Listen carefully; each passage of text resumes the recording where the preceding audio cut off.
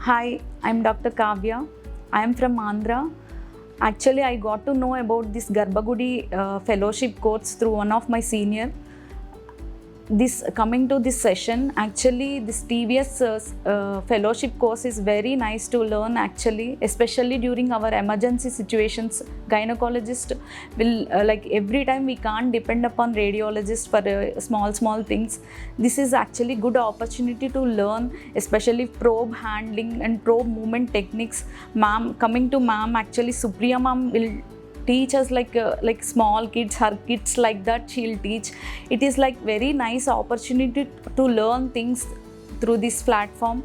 I would recommend every gynecologist come and use this opportunity to learn things.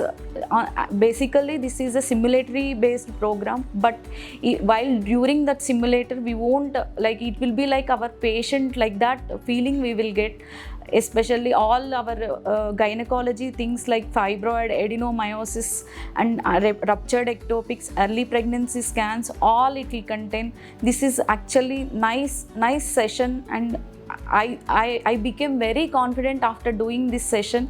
It is thank you so much to GGIRHR and Supriya ma'am.